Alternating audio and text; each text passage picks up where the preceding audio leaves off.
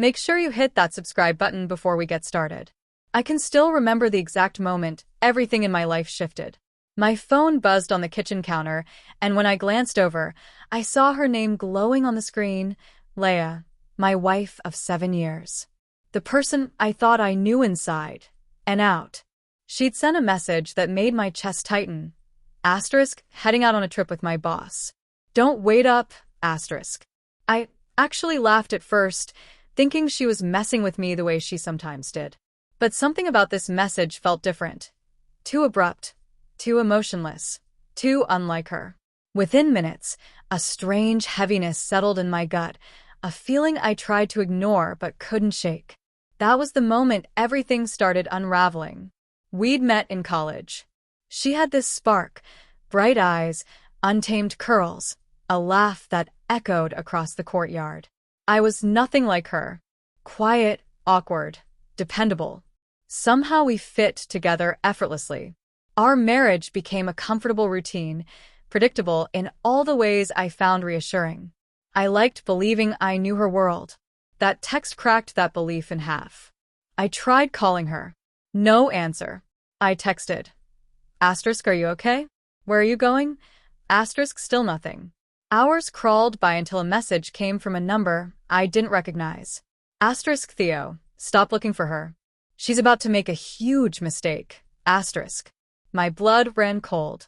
Leah never gave out her number.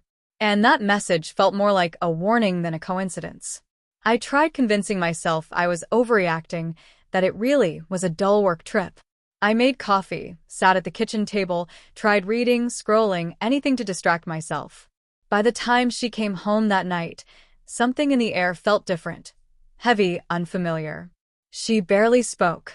Her hair was smoothed back, her expression tight, her eyes refusing to meet mine. I asked how the trip was. She looked up just long enough to say, Theo, I think we need some space. The word space slammed into me like a door. One day away, and suddenly she wanted distance? I wanted to demand an explanation, but the part of me that loved her kept me quiet. I nodded as if I accepted it. Pretended everything was fine even while my insides churned. The following days blurred together. She acted casual, cooking dinner, offering small smiles, but the detachment was impossible to ignore. Her phone stayed glued to her hand. She whispered into it, grinning at messages she didn't share with me. My instincts screamed at me to stop pretending.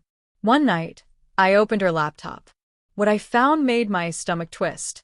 Dozens upon dozens of emails, private conversations between her and her boss, Mr. Darcy. Not professional.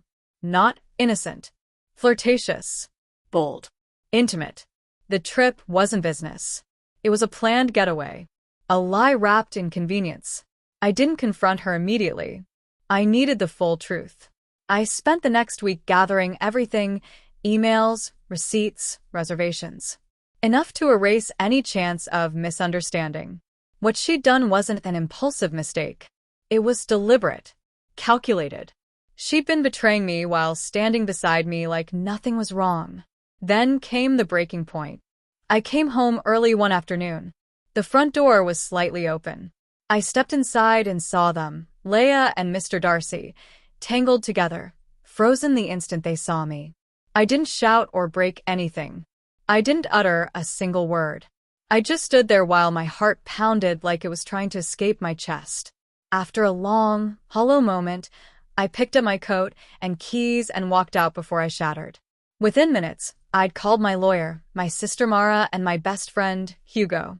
After that, my actions were steady and decisive. She'd crossed a line that couldn't be undone. When I returned later, the house felt emptied of everything familiar. They were gone. On the counter was a note. Asterisk, you never understood me, Theo. You never have, asterisk. My hands shook, not from fear, but from the realization that the woman I married no longer existed. What remained was someone who had used me to support a life she built on secrets. The fallout hit fast. Emotionally, financially, legally. I filed for separation, secured every account, changed every password. My family and friends stood with me, without hesitation. Her life, though, it crumbled. Word of the affair spread, her career suffered, and the man she threw everything away for abandoned her the moment things got complicated. Weeks passed. Slowly, painfully, I started piecing myself back together. The betrayal lingered like a shadow in every quiet room, but each day it loosened its grip. I returned to old hobbies, spent time with people who genuinely cared. I even began dating again, slowly, thoughtfully, with a clearer understanding of my own worth. It took time, but I realized something important. Trust can collapse in a heartbeat, but rebuilding yourself is a long climb that makes you stronger.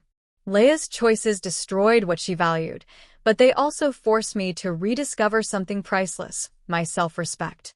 Standing up for myself wasn't revenge. It was necessary. It was freedom. Now, when I look in the mirror, I don't see someone broken. I see someone who survived. Someone who learned that love means nothing without honesty, and deception always demands a price. The most painful moments aren't always the ones that break you. Sometimes they're the ones that finally set you free. And in the quiet that followed, I finally breathed again.